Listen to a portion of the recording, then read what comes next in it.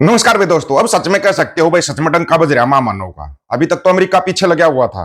Done to साहब लेते थे, बार बार बोल देते थे मैंने युद्ध रुकवाया। कम से कम भी 65 बार उन्होंने बोल दिया कि मैंने युद्ध रुकवाया, मैंने युद्ध रुकवाया। अभी ये पड़ोसी देश भी पीछे लग लिया। चाइना, जहां पर झूला झुलाया गया था, चाय पिलाई गई थी वहां के राष्ट्रपति को, अब वही चाइना का फॉरेन मिनिस्टर बोल रहा है बस क्या ही कहिए, मां मानव की ऐसी छवि खराब हो रही है।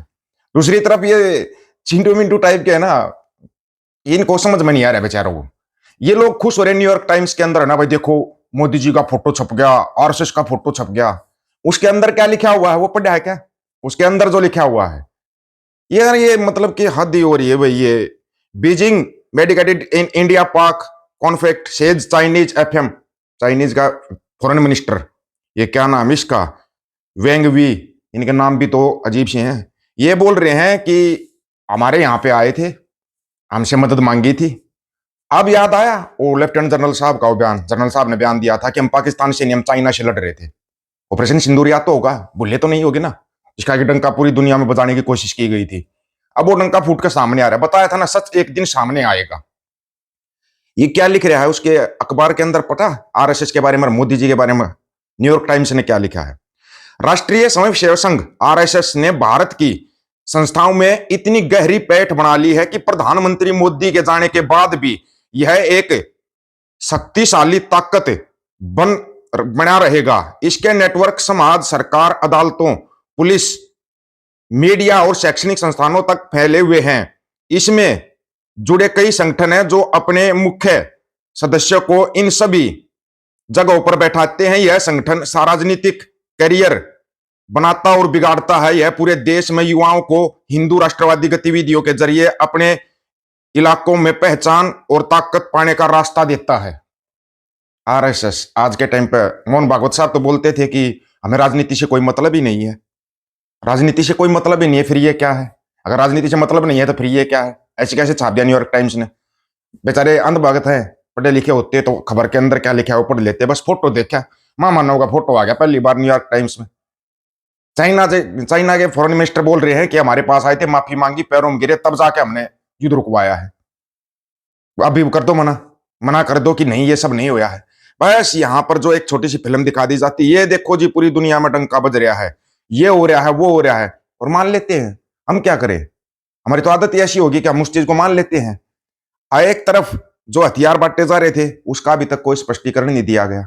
कोई भी स्पष्टीकरण नहीं आया। जो हथियार बांटे जा रहे थे दिल्ली में, यूपी में, अगर सिखों के कृपाण रखने पर मतलब जरूर रोक लग जाएगी। ये सरेआम हथियार बांट रहे हैं, इस पर कोई रोक नहीं लगेगी। भाई डंका तो बज रहा है अभी मां मानव का, डंका बज रहा है। अगला डंका भी उधर से बचने वाला है, अमेरिका से।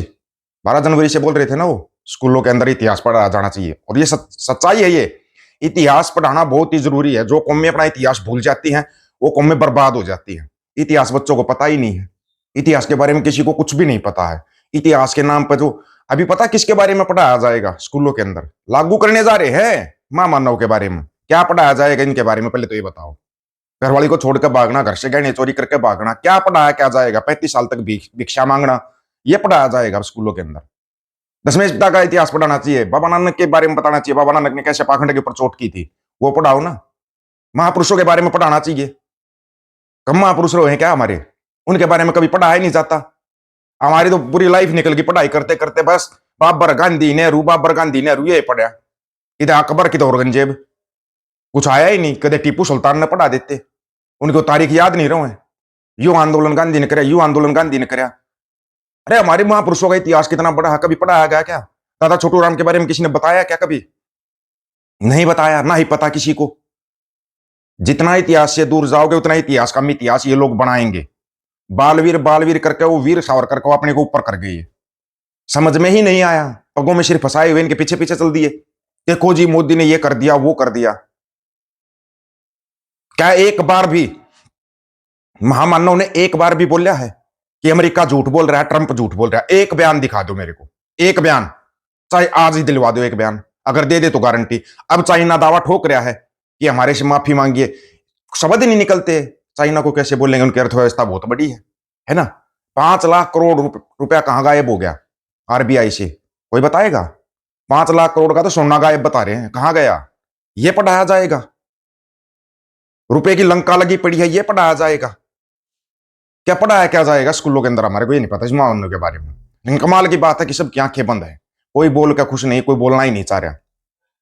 पहले अमेरिका पीछे लगा हुआ था, उसो साकी में लिखा हुआ नहीं क्या, चाइना रशिया चढ़ावे तब आवे खालसा राज? पता तो होगा या नहीं पता होगा? आज भी जनरल जोरावर सिंह को मानते हैं, पूजते हैं चाइना के अंदर। आज भी सिखों की पूरी रिस्पेक्ट की जाती है चाइना के अंदर। ये था ठीक है भाई, विदेश मंत्री भी गए, प्रधानमंत्री भी गए चाइना, सबको ये डाउट हो गया था भाई पता नहीं क्या काम गए। ये तो वो बताया वहां पे माफी मांगने गए थे।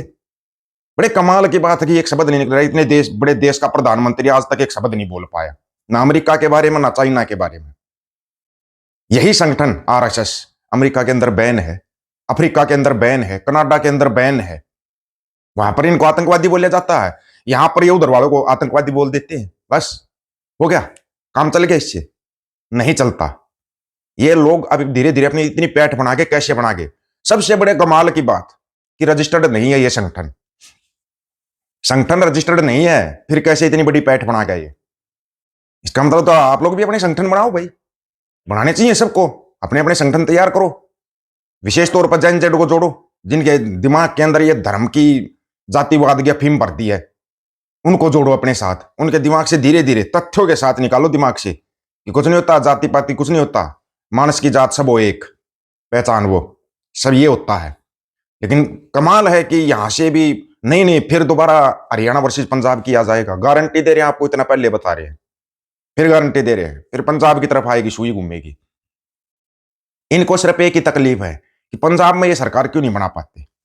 इनको ये तकलीफ बहुत बड़ी है, पूरे देश पर राज कर रहे हैं, पंजाब में सरकार हमारी क्यों नहीं बन पा रही। अब खेल पंजाब में खेला जाएगा, 26 है, सब शुरू है तो खत्म भी होगा, 27 में चुनाव है, तो तैयारी इन्होंने अभी कर ली है। विदेशी अखबारों में डंका बज रहा मानो का, ऐसा डंका बज रहा है कि लोगों की समझ में नहीं आ रहा है वो बज रहा है या फूट रहा है, वो आप खुद देख लो, खुद ही देख लो। दावा ठोक देते हैं कोई भी आके, कभी ट्रंप साहब दावा ठोकते हैं, अभी फॉरेन मिनिस्टर चाइना वाले दावा ठोक रहे हैं कि हमने रुकवाया, हमारे से आए थे, रिक्वेस्ट की थी। बड़े कमाल की बात है। बस वो अपने प्रवक्ता साहब वो बयान देते हैं। ये जो जियो पॉलिटिक्स होती है ना, ये प्रवक्ताओं से खामोशी है ना, खामोशी कई बार नुकसानदायक हो जाती है। मनमोहन सिंह को बोलते थे साइलेंट प्रधानमंत्री बोलते थे ना, इसने इतना बोलते हैं, आज तक एक शब्द नहीं बोला है उसके ऊपर, ना ट्रंप के ऊपर ना चाइना के ऊपर कभी देखा है कि भी शब्द। और उनके टकदे ही बयान दे देते हैं, उनके बयान छप जाते हैं अखबारों के अंदर। न्यूयॉर्क टाइम्स डंका फोड़ रहा है तुम्हारा, नाटो चीफ 100% टैरिफ की धमकी दे रहा है, फिर कहां हमारी जियो पॉलिटिक्स? क्यों सारी दुनिया में 32 देश वैसे खिलाफ खड़े हो गए? पासपोर्ट की लंका लगी पड़ी है, पीछे से गिनती शुरू करो तब हमारे पासपोर्ट की गिनती आती है। वो क्या रहा ये? सोचना चाहिए इस चीज को, सोचोगे ना तब समझ में आएगा आपको, ऐसे समझ में नहीं आएगा।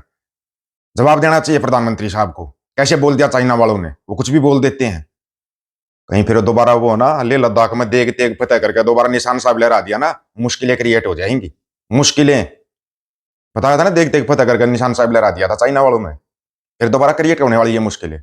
कहीं आप सोच रहे हो नहीं होगा? आप लोगों की क्या राय है इसके बारे में? अपनी राय रखना, आपकी राय का इंतजार रहेगा। सभी साथियों को राम राम, नमस्कार, आदाब, सत श्री अकाल। वीडियो को ज्यादा से ज्यादा शेयर, चैनल को सब्सक्राइब, बेल आइकन को जरूर दबाना दोस्तों। ऑफिशियल दीपक वो यूट्यूब चैनल बात और सच की करेंगे, हक सच की बात हम करेंगे। वीडियो को शेयर करने की जिम्मेवारी आप लोगों की है। गज के आखो वाहिगुरु जी का खालसा, वाहिगुरु जी की फतेह।